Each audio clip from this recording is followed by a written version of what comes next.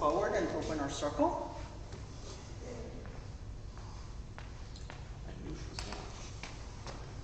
Okay, we will start with lighting our remembrance candle. Those who are remembered live.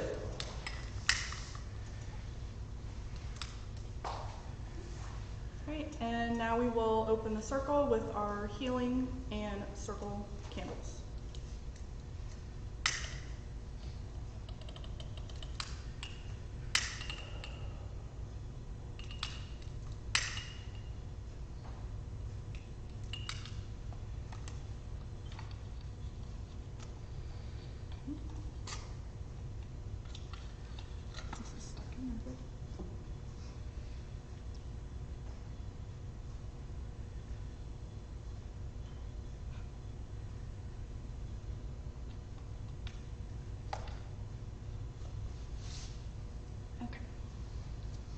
Moonpath children in this place, together leave our sacred space.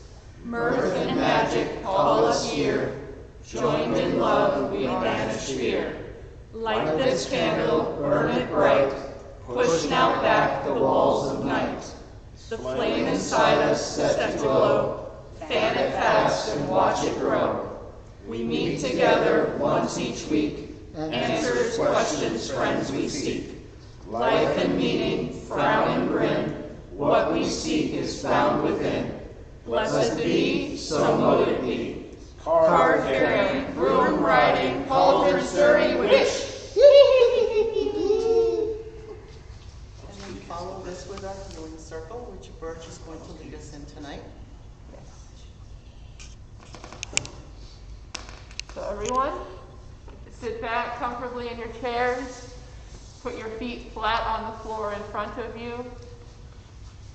Take a deep breath and just feel all the tension leave your shoulders, your legs, your back. Take another deep breath in, hold it for a moment, and let it out. Feel yourself relaxing more and more as you take another deep breath in, and let it out. Now you're relaxed. Feel your feet flat on the floor and feel your feet stretching down like roots down to the Mother Earth below you. The Mother Earth, who is our source of life, of energy, of healing, of everything that we are. And just reach down to where all that healing white energy lies inside the earth and let it pull up through you, through your feet, through your roots, and just take all the energy that you need for yourself. And as you continue to draw that energy, you feel it expanding, spreading around you like a white curtain of energy, and it gets a little ball of energy in the center. It gets brighter and brighter, spinning faster and faster. And as it spins, it continues to grow and grow until it pushes up against you. And that's your cue. Raise it above your head, your hands above your head. Lift that energy out to wherever, whoever, and wherever it's needed most. And you can speak their names out loud or in your hearts. And on the count of 3, Two. Ren. Karen, Roseanne, David Zill. Just feel it. And then on the count of 3, we're going to break and clap and send this energy to everyone who needs it. 1, 2, 3. Blessed be, so mote it be. Blessed be, so mote it be.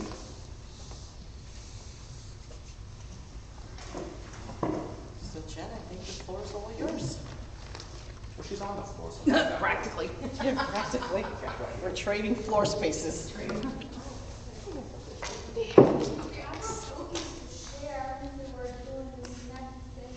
type of cookies?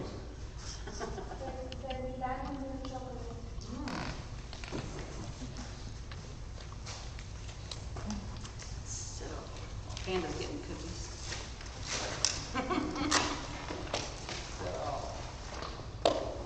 One thing we hear thrown around a lot is the term British Traditional Wicca. Panda.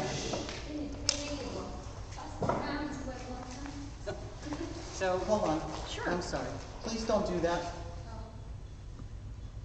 That's cross-contamination. We cannot pass them around and share. Thank you. I'm sorry. Begin. no problem. So one thing, a term that we hear pushed around a lot is called British Traditional Wicca. And the joke being that I can't tell you it's a secret comes from part of the traditions. So things that define what British Traditional Wicca are. There's three main things. One is there's a lot of material that is oath-bound. So in other words, I can't tell you, it's a secret. Okay. It's an initiatory practice, meaning that one of the core beliefs is that it takes a witch to make a witch. So self-initiation is not part of the practice. Okay. And it's a mystery tradition. So there are mysteries within every tradition that everyone experiences differently.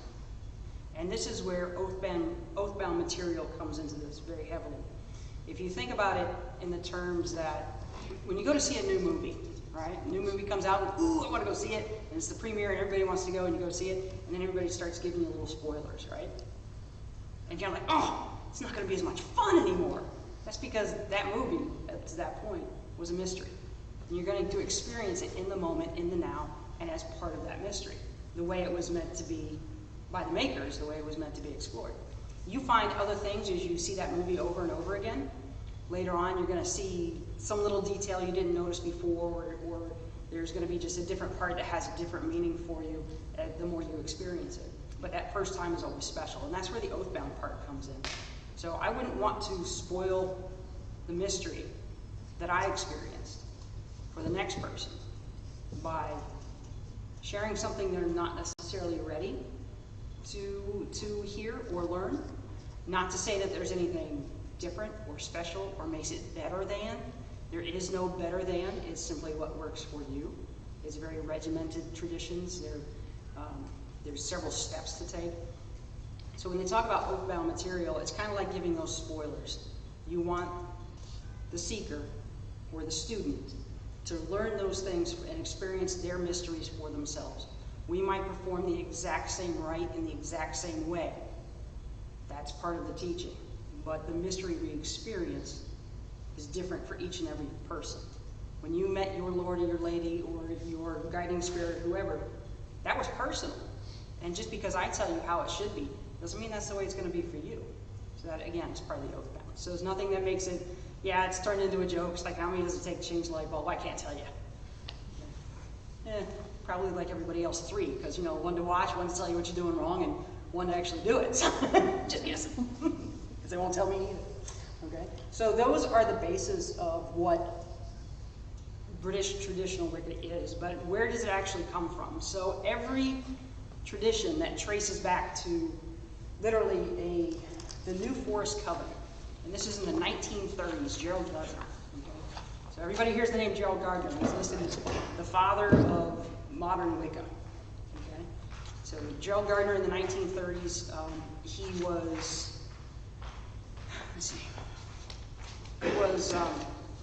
retired at that point. He was known by the craft name of Skier. He's an English Wiccan. He was an author, an anthropologist, and an archaeologist. And he rebelled against his Christian upbringing, similar to what many people do when it just doesn't feel right. It just doesn't really answer those questions. And through his travels, he traveled to Cyprus. He wrote some novels. A Goddess Arrives is, I believe, was the first novel he wrote, but that was before he was actually initiated into the New Forest Covenant. He met, where he settled down, he met a Rosicrucian Order Crotona Fellowship. So what this was at that time was, it was operating as a theological society and a thespian society. So it was a combination of both. And they would put on plays and act and do these. And In his feeling, it was a bunch of people that really didn't have to work for a living that were kind of telling everybody else how to do things. Okay, I'm just paraphrasing here. And within that, though, were a couple of people that he felt were different. They were a little bit more aloof. They didn't necessarily tell you what to do and how to do it and what you were doing wrong and you should experience it this way. And again, part of that oath-bound part.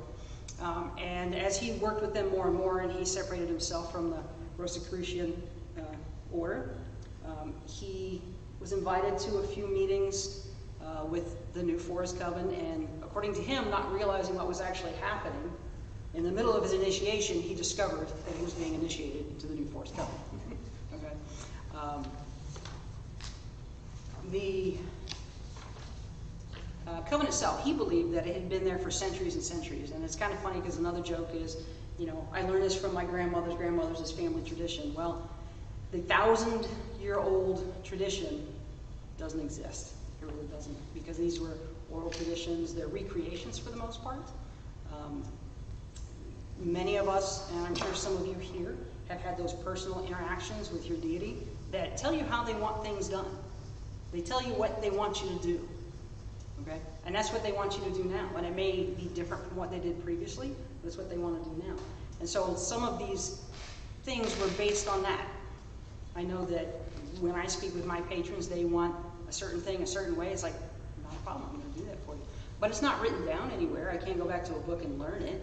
I can't go back through history books because things just weren't written that way. Okay?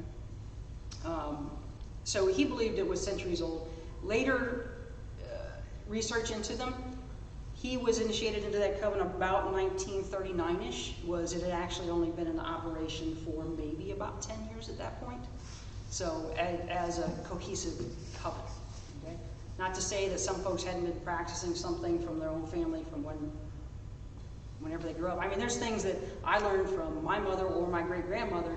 They're very Irish, but they're not pagans. They're Christians. They didn't necessarily recognize what they were passing down to me. They were simply family traditions. But now when I see them in a different view, it's like, oh yeah, makes a lot of sense. Okay? And so we all receive those things. So technically we all have a family tradition, every single one of us, okay? But it's not that capitalized tradition that we're talking about here today. Okay? So through this, he founded, Gerald Gardner founded a group known as the Bricketwood Coven, and he introduced an entire string of high priestesses into the religion, including Doreen Valiente, which is another name that you hear thrown around. She's a poet, she wrote books, there's a lot of information out there about her. Lois Bourne, Patricia Crowther, Eleanor Bone, and through these people, the Gardnerian community spread throughout Britain into Australia and subsequently across many different nations, including ours, into the U.S. It came to the U.S. roughly in the 1950s and 1960s, okay? And crazy thing about once it gets here, it just kind of starts to explode, which is kind of fun. So, Doreen Valiente, she was an English Wiccan. She wrote much of the early liturgy within the Gardnerian tradition. So again, these weren't written traditions. They were oral traditions. There is a Book of Shadows. Everybody's got their Book of Shadows. You know, Asana taught a great class about that, and they're all individual. Within these traditions, quite frequently, you begin your own personal Book of Shadows, and as you progress through your teaching and through your levels, you are either permitted to copy, or you're given the information of your teacher's Book of Shadows. Okay? So that leads again to all that. You're copying someone else's copy who copied it from someone else. So, you know, things can get misspelled, things can get left out. Things that could be relevant 50 years ago are not relevant today. So somebody decided, I don't really need that, so I'm going to put it over here. Okay? So they're changing living traditions. That's one of the wonderful things about it for me. But she is credited with much of the original writings about Gardnerian traditions, and she's a very well-known author for that.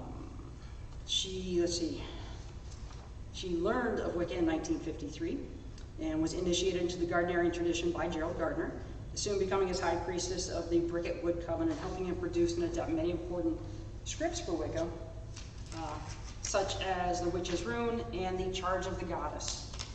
So almost everyone is familiar with that. It's a very core piece of poetry that people use even to this day because it resonates. I know it resonates with me. I'm sure it resonates with many people here. And it's just a very powerful piece.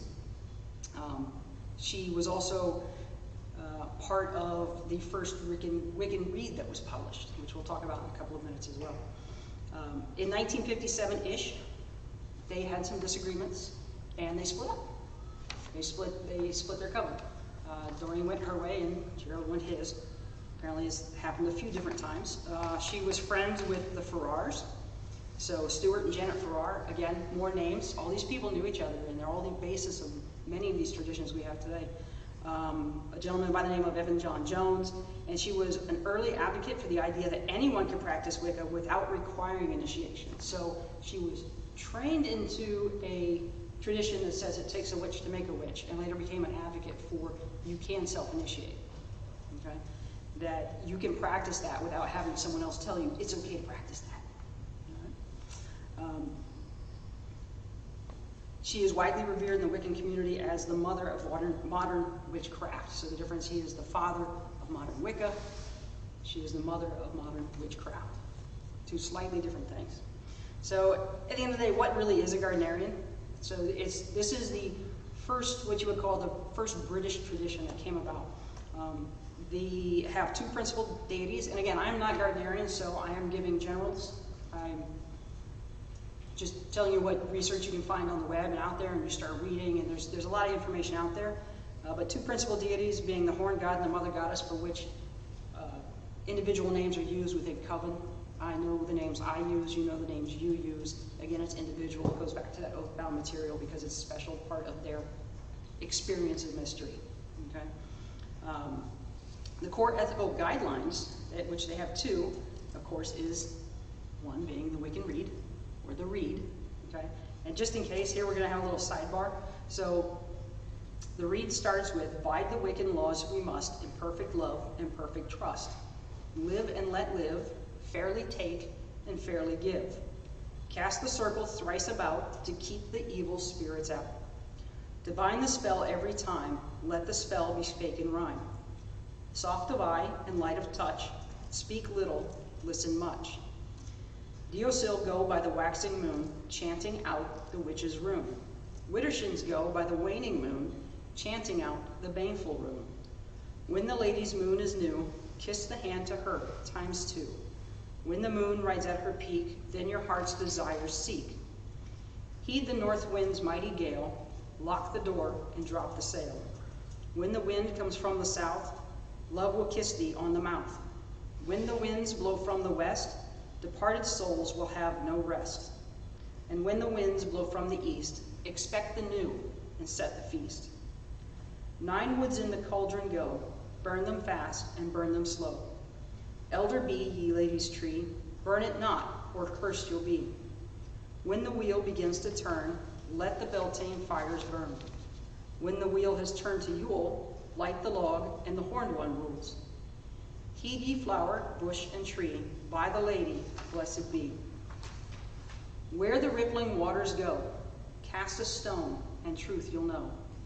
When ye have a true need, hearken not to others' greed. With a fool no season spend, lest ye be counted as his friend. Merry meet and merry part, bright the cheeks and warm the heart. Mind the threefold law you should, 3 times bad and 3 times good. When misfortune is enow, wear the blue star on thy brow. True in love ever be, lest thy lover's false to thee. 8 words the Wiccan Read fulfill, and ye harm none, do what ye will.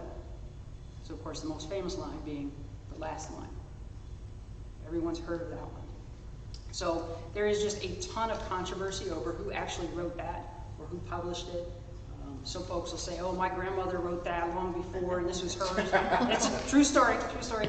There is one lady that claims that, and then when they go back and do the history and they do the research and they're like, listen, your grandmother was alive 20 years before Gerald Gardner, so where did that really come from? So there's, is it a collaboration? Most likely. I'm sure somebody took something they read somewhere and they put it together and, oh, I added this one and I added that one. And there are a couple of different versions out there. This is just one. It's all, they're all a little bit different. But the last line is the one that most people know, okay? So, and ye harm none, do what ye will. So, generally, Doreen Valiente is credited with the first cohesive version. Doesn't mean it's true because a lot was published right about that time, but it's in general, okay? So, the word reed means advice or counsel, okay? So the reed, R-E-D-E, is advice or counsel. It's actually not a law, okay? So it means that these are guidelines, and you should try and work within these guidelines and think about really well what you're doing here. If you work outside the guidelines, well, sometimes you have to, we all know this. But it's something to think about. The second is that the advice to harm none stands equally between harming others and harming yourself. It's something else that people frequently overlook. It's not just about what it's going to do to you. It's about what that return is going to do to me. Okay?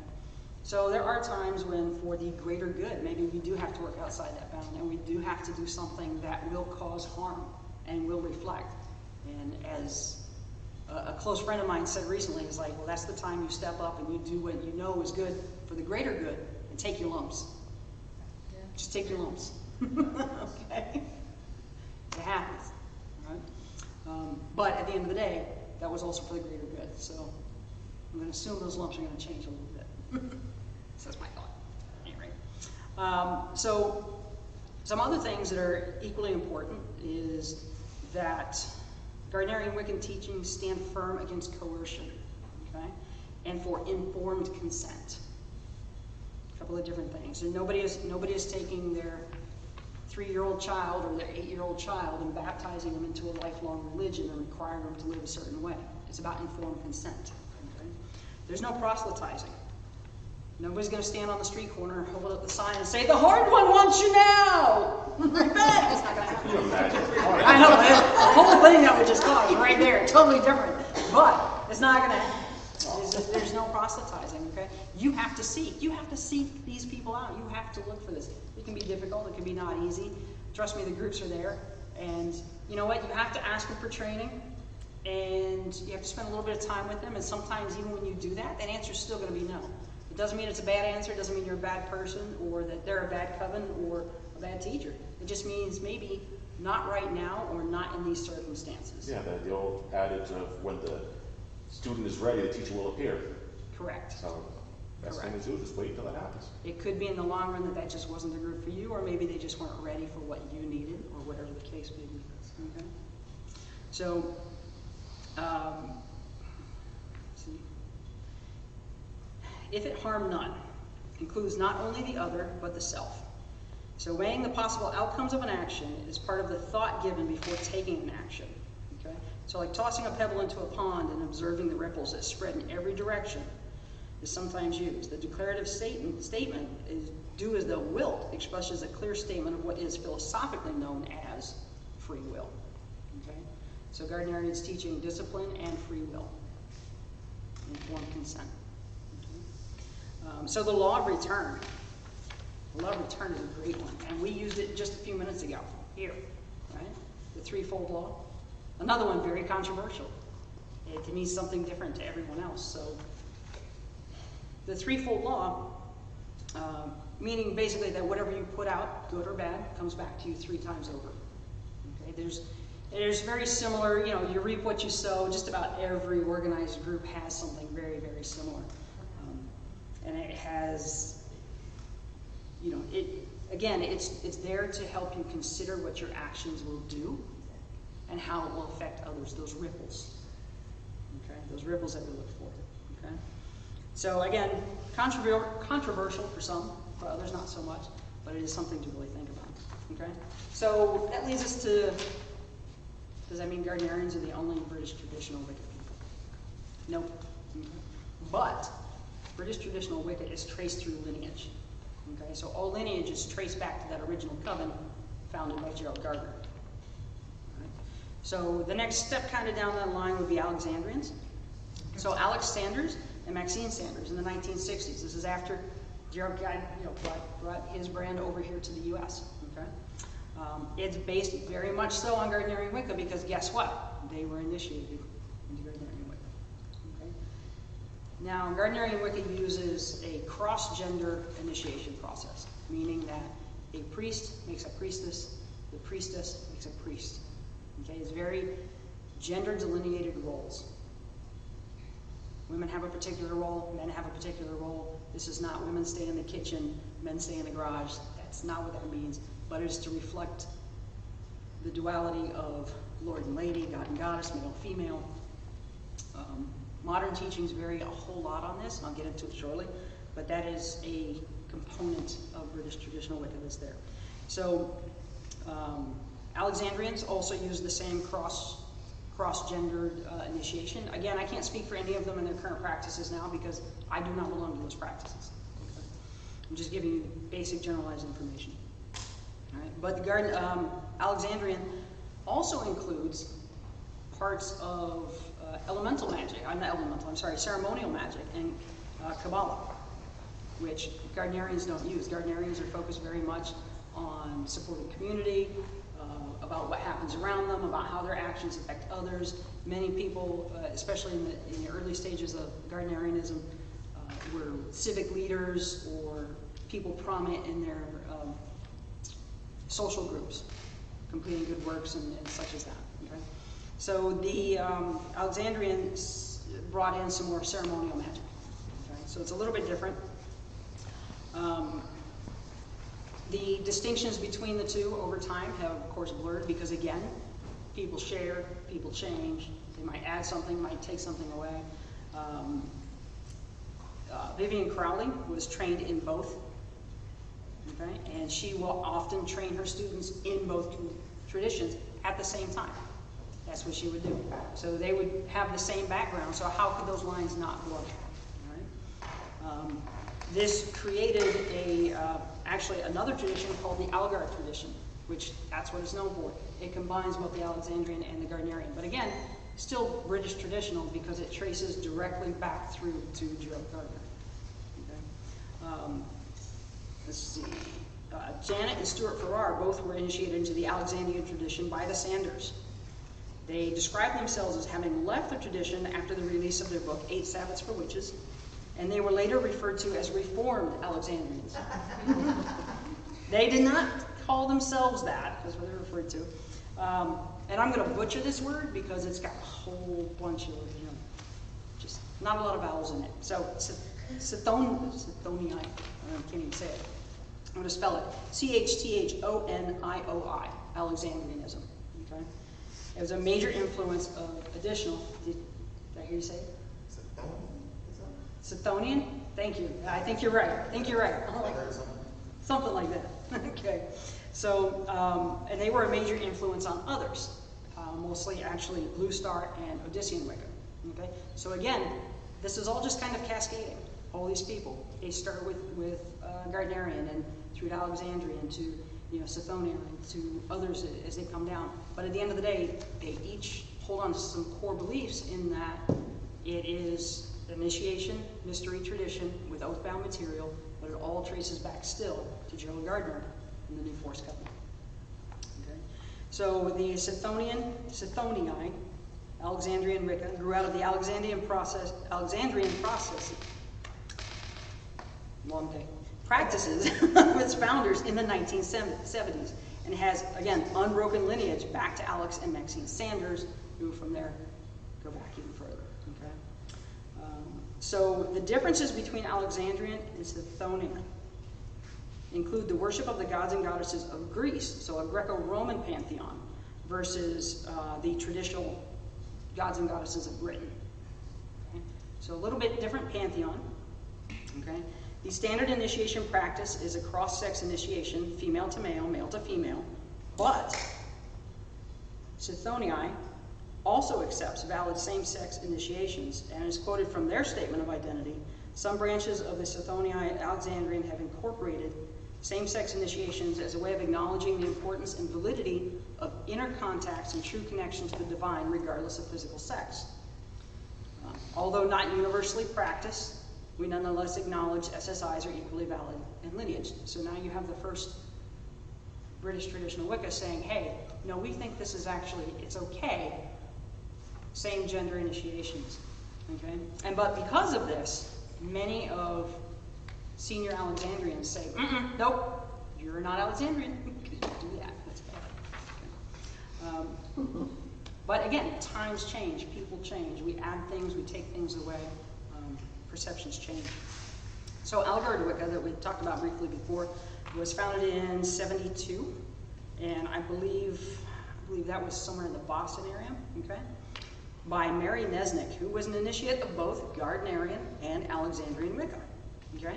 It was her attempt to fuse the two traditions, and the odd thing about this is Eddie Buzinski, which some folks might recognize the name, some might not, was actually turned down for initiation because he was gay.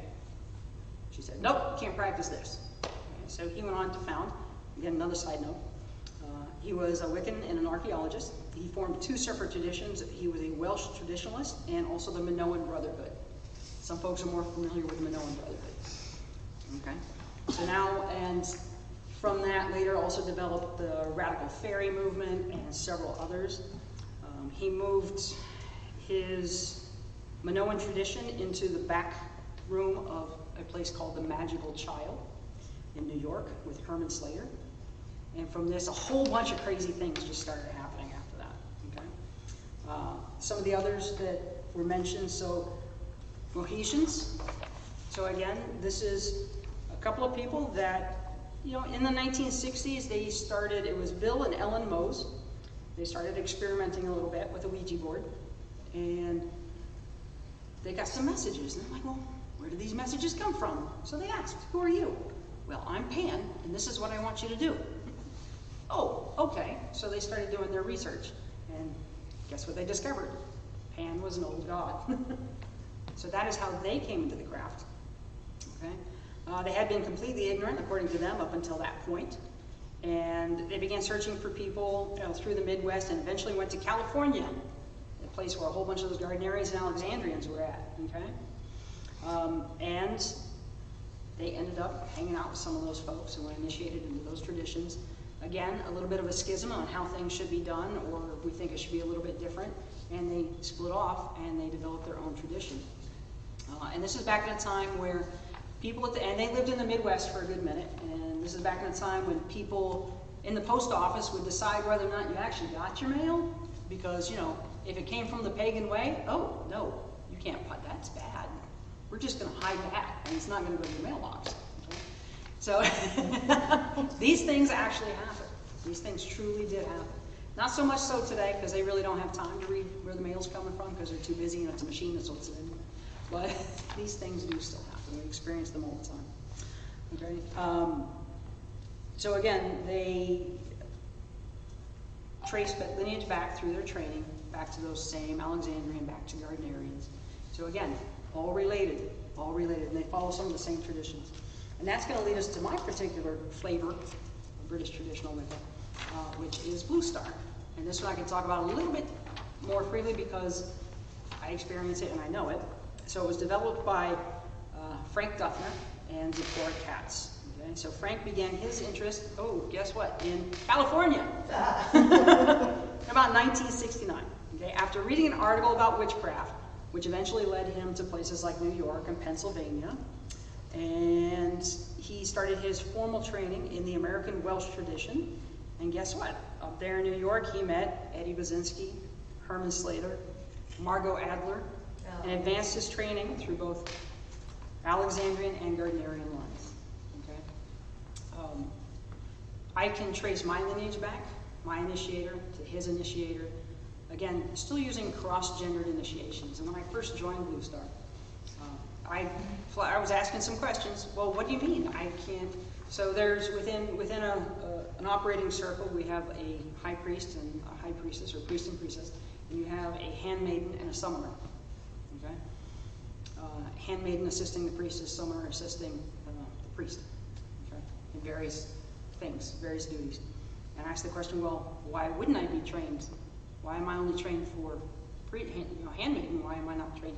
Because girls don't do that.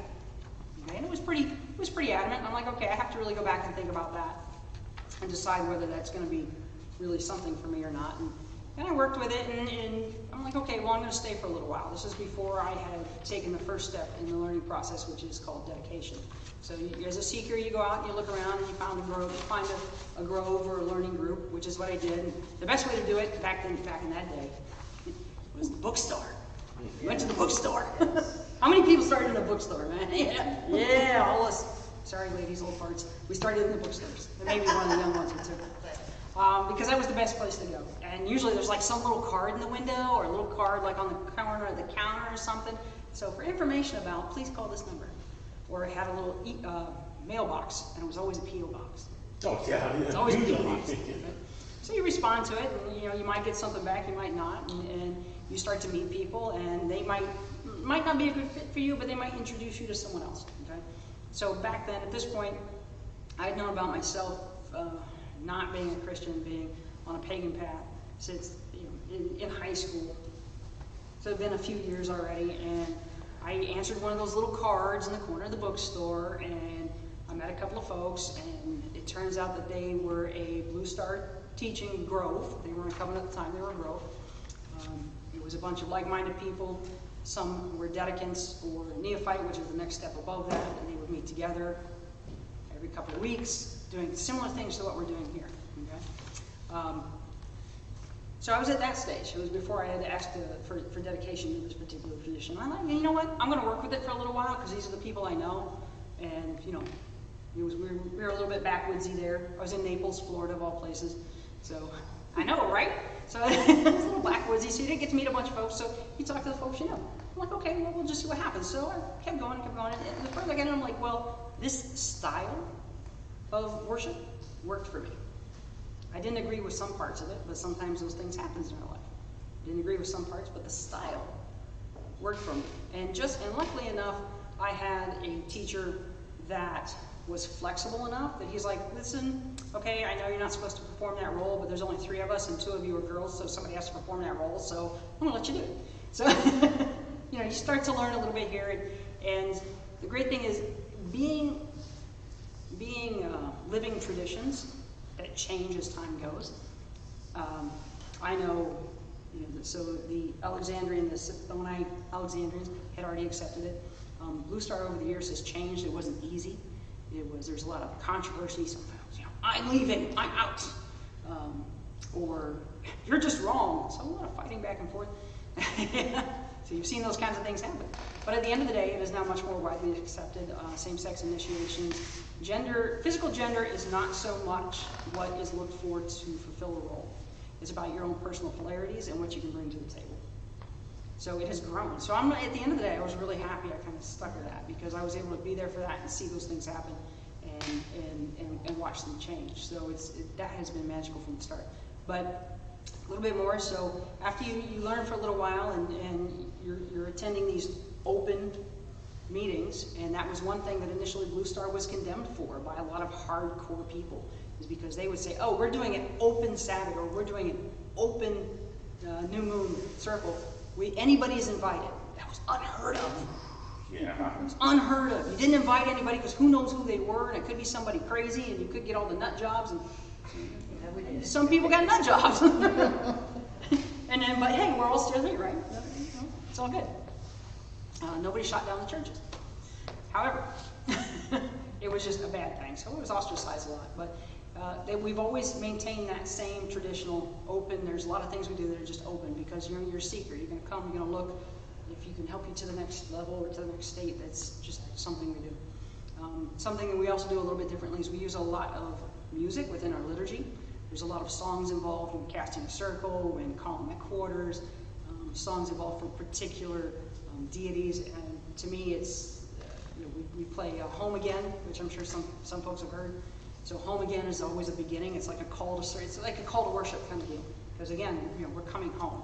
And I know many people have felt that way when you find your niche, you are coming home. And so we always start with that. And, the music helps and it leads you into that. It's always, to me, it's actually a very beautiful expressive thing.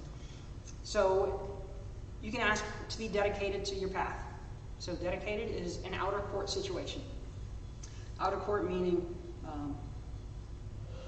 closed circles are now open to you.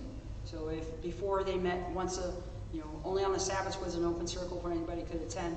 If they were having a closed circle, you could attend also because you were known, you were trusted. Okay? You've learned the things you need to learn so you know what to do.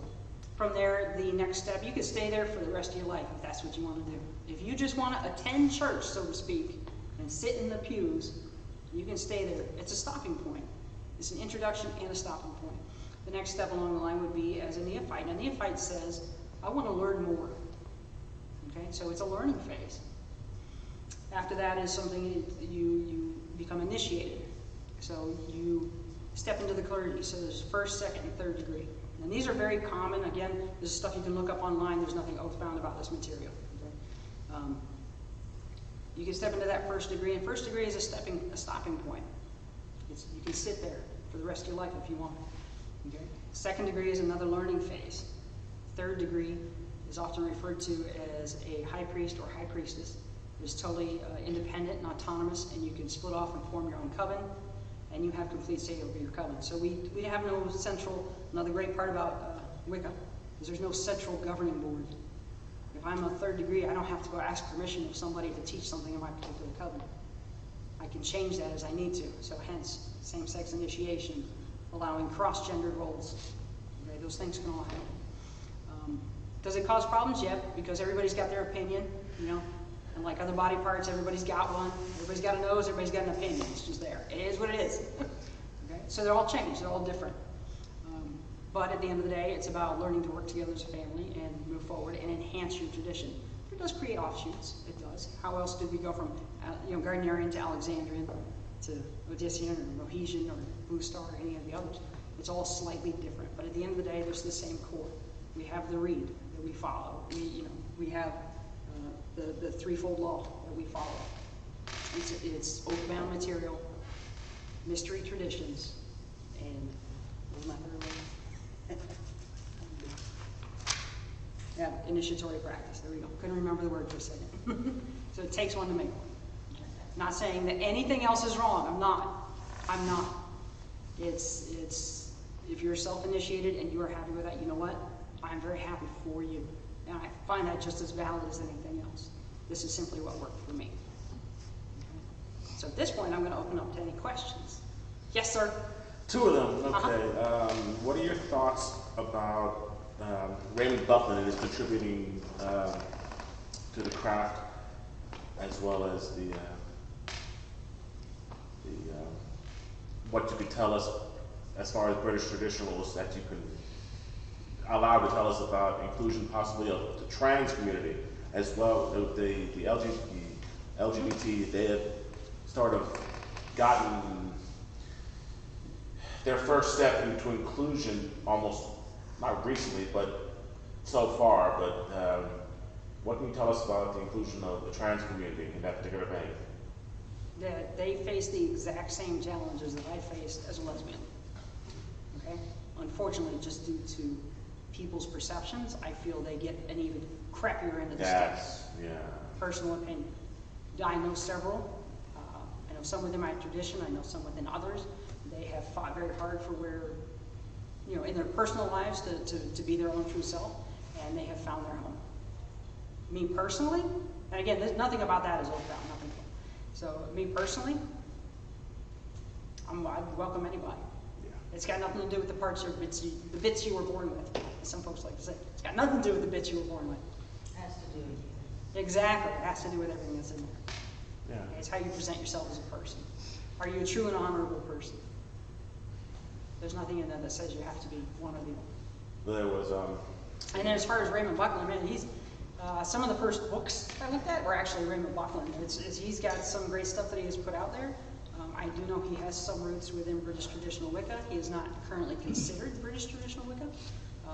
But again, you know what? There's tons of great people out there. Starhawk is another one that she was one of the first ones that I was reading as young as a teenager. Exactly, some incredible information in there.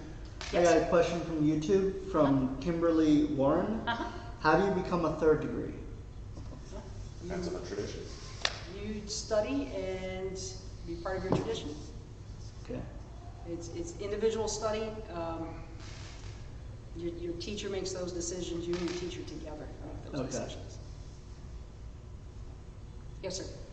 You said back in the day that the place most people got started was at the bookstore. I'm sure that a lot of that still exists, but where would you recommend someone who is wants To look now? experience So more? it used to be, I want to say, it used to be the Witch's Voice was like the bomb. That's when it was still in print. It was fantastic Yeah. online forum. Within the past 2 years ago, I believe they closed down. Yep. Just 2 years ago. There is another online board that has come up. Believe it or not, one of the best places to look, and don't everybody shake your crazy stick at me, Facebook. Yeah. No. Search the stuff on Facebook. Will you find some of the crazy stuff? Yeah, you're gonna find that anywhere. Just like answering the ad in the bookstore.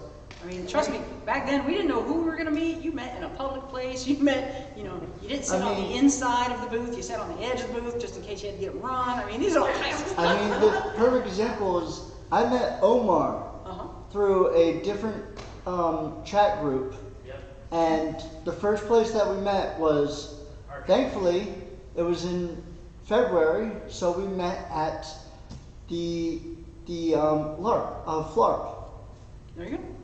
Florida. That's a great place to meet people. Yeah. Yeah, we met at the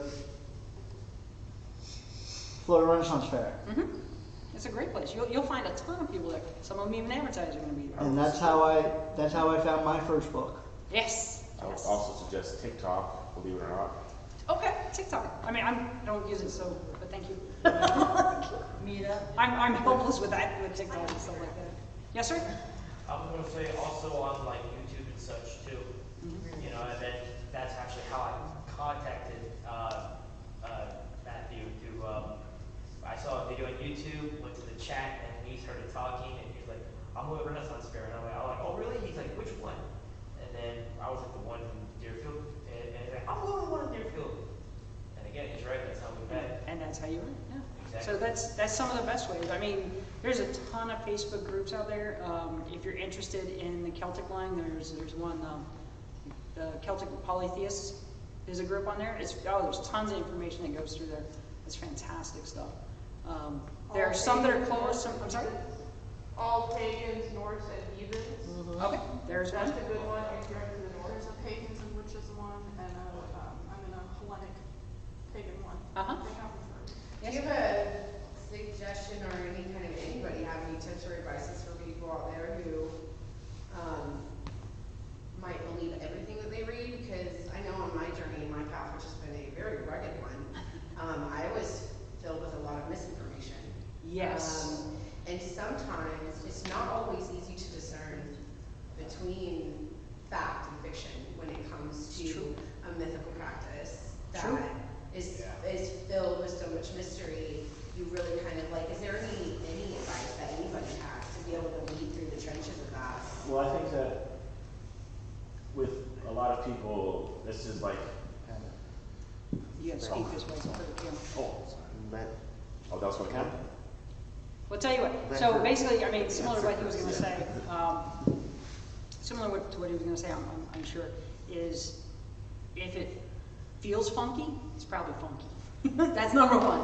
So you got to listen to here. You got to listen to here. Okay?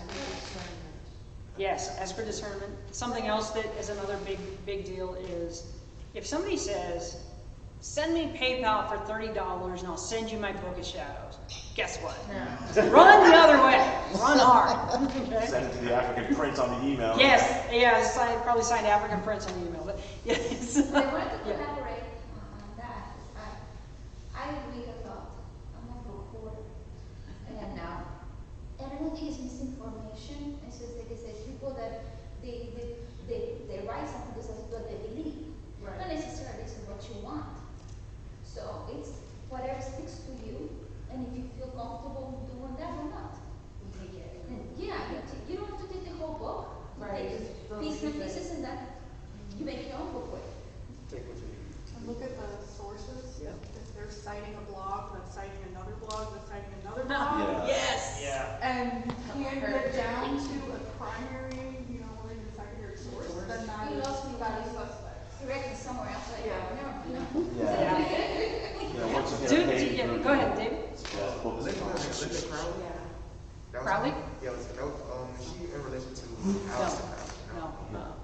Not to my knowledge. I could be wrong, but not to my knowledge. Although Gardner did have quite a few interactions with Aleister Crowley, and there was some sharing in there. So some of what Gardner originally wrote that was changed a little bit by Doreen Valiente. So again, changes, because he was involved with Aleister before he was involved with Doreen. So some of that stuff changes, but there was some cross-sharing in there. So yeah, it's interesting. It's all, at the end of the day, it's all intertwined. At the end of the day, it's always going to mutate and grow and change. It's live, correct. It is a live, living thing. So when people say, this isn't a dead, and hopefully not to offend anyone, this is not a dead book that was written by a bunch of guys 1,000 years ago. This is a living, ongoing thing. That's why we don't really necessarily have written traditions, okay? They change and they adapt, and if it works for you, great. And if, so for Alexandrians, one thing is they kind of do that. If it works, use it. Okay, so they're a little bit more eclectic than say a Gardnerian would be. So if it works, use it. Take that and go with it. Okay, and if it doesn't work, put it on the side of the road. It might work for somebody else. Yes, Birch. Are the Sea Priestess and those books considered part of British Traditional Wicca? Diana's Fortune? Or are they? I really couldn't answer to that because I haven't read them. I haven't experienced them. Okay. So I wouldn't say for certain. Again, there's Doreen Valiente, she wrote a lot of stuff. The Ferrars wrote a lot of stuff. That doesn't necessarily mean that it belongs to British Traditional Wicca because, again, things change. They move on. They change their path because there was something they didn't agree with. So it all changes and all mutates. So the only reason I can't really answer that question is because I haven't experienced it myself. So I don't know. Flat out don't know. Yes? What does the word Wicca mean?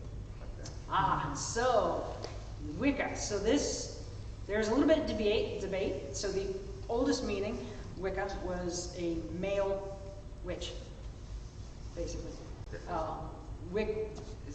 Probably W-I-C-C-E. Yeah. Wicca, I think. Wicca was the female equivalent I heard it was. of Old English. The Old English meanings. Old English meanings. Because again, you have to remember, this all traces back through to the New Forest Coven. So this is in England. This is, you're talking about, Brittany and such. So that's where those words come from. The meanings have changed, just like if you check out Webster, the meanings have changed. Some people will tell you it means the from wise. YouTube. Yes. Also from Kimberly. Is there a place to find in-person groups for our particular path? I know Witchbox was a thing, but it's no longer. It's how she found CUUPs. So she was curious if there was other ways. Yes. So again, one of the best ways is I think Amber and Jet has actually folded also. I'm not positive, but there was a group called Amber and Jet. Again, do your online searches to see if these groups are still active, some of them. And what will happen is, it's funny because someone wrote an article I was reading through all of this. And, you get down your little sidebars and your little rabbit holes, and they were talking about, so you're the newbie in the chat room. Okay?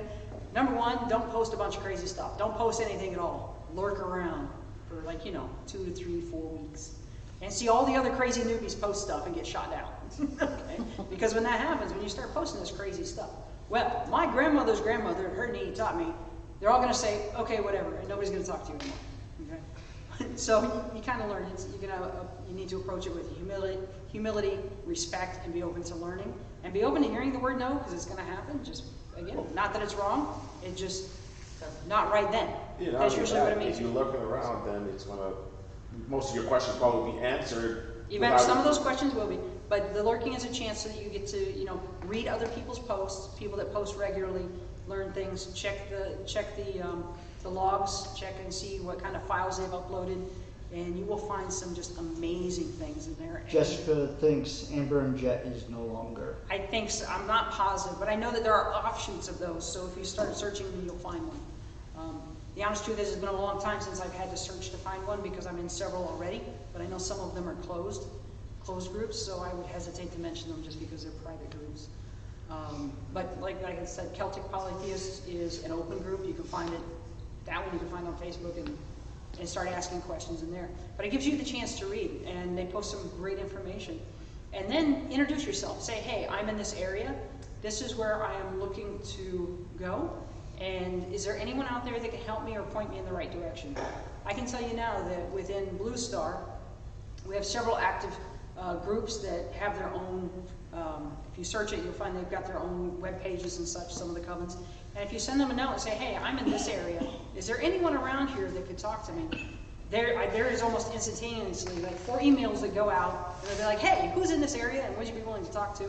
So you don't see it happening, but the messages go out for you. So if you start searching for things that sound good to you and sound like it's something you might resonate with, don't be afraid to log into somebody's page and just ask the question, hey, is there anybody in this area I could talk to, or would you be willing to email? And that's the best way to find folks. It's the substitute for the new, it's the new bookstore. It's the new occult workshop. It is. It really is. There's a new one that's relatively new, last 6 months, Witches of South Florida. I've heard Oh, that. yes, I have heard yes. that, yeah. Yes. That's right. They have a meeting tomorrow night, actually. Okay, there we go. No, Saturday night. Saturday? Excuse me. A beach Yeah, meeting. it's a beach meeting. Oh, all right. No fire for the meeting. No fire? Darn. Yeah, burn. Not burning nothing. No. Could be a good thing, you know. Glow sticks. Glow sticks, that works too. That works too. Any other questions? And also too, I mean, you can put my email. You can put my email in the chat for if you'd like. What is so, it? GDILLON 0622@gmail.com. So gdillon0622@gmail.com.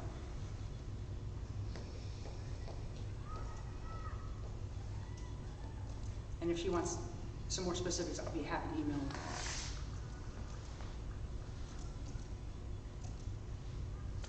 And that goes for anybody else who's watching. So y'all got my email now. No secret. Nope, no secret. That is not a secret. Definitely not open. Anyone else? Fantastic. All right. Okay. Good. Alana, would you like to close our circle? Thank you very much for Thank you. sharing. Oh, you're welcome. Thanks, Jan. Okay. Now we will close our circle. Blow out this candle, but hold it dear to everyone gathered here. Safe journey home and health, my friends, until this candle burns bright again. Merry meet, merry part, and merry meet again.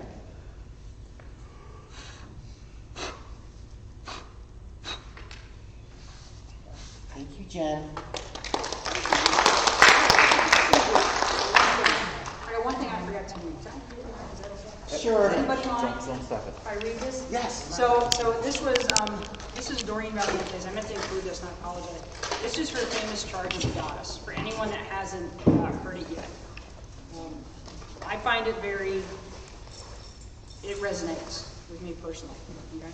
So listen to the words of the Great Mother, who was of old called Artemis, Astarte, Diana, Melusine, Aphrodite, Caradwin, Dana, Ariana, Isis, Breed, and by many other names. Whenever ye have need of anything, once in a month, and better it be when the moon be full, then ye shall assemble in some secret place, and adore the spirit of me, who am queen of all witcheries. There shall ye assemble, ye who are fain to learn all sorcery, yet have not yet won its deepest secrets. To these will I teach things that are yet unknown. And ye shall be free from slavery, and as a sign that ye are really free, ye shall be naked in your rights. And ye shall dance, sing, feast, and make music and love, all in my praise. For mine is the ecstasy of the Spirit, and mine also is joy on earth. For my law is love unto all beings. Keep pure your highest ideal. Strive ever toward it. Let not stop you or turn you aside. For mine is the secret door which opens upon the land of youth, and mine is the cup of wine of life and the cauldron of Caradwin, which is the holy grail of immortality. I am the gracious goddess who gives the gift of joy unto the heart. Upon earth I give the knowledge of the Spirit eternal, and beyond death I give peace and freedom and reunion with those who have gone before. Nor do I demand sacrifice, for behold, I am the mother of all living, and my love is poured out upon the earth. Hear ye the words of the star goddess, she in the dust of whose feet are the hosts of heaven, whose body encircleth the universe, I, who am the beauty of the green earth, and the white moon among the stars, and the mystery of the waters, in the heart's desire, call unto thy soul, arise and come unto me. For I am the soul of nature, who gives life to the universe. From me all things proceed, and unto me must all things return. And before my face, beloved of gods and mortals, thine inmost divine self shall be unfolded in the rapture of infinite joy. Let my worship be within the heart that rejoices, for behold, all acts of love and pleasure are my rituals. And therefore, let there be beauty and strength, power and compassion, honor and humility, mirth and reverence within you. And thou who thinkest to seek for me, know thy seeking and yearning shall avail thee not, unless you know this mystery, that if that which thou seekest thou findest not within thee, thou wilt never find it without thee. For behold, I have been with thee from the beginning, and I am that which is attained at the end of desire. So that was the original Charge of the Artist that was written by Doreen Valiente way back in the day. So, personal favorite. Thanks for letting me read it.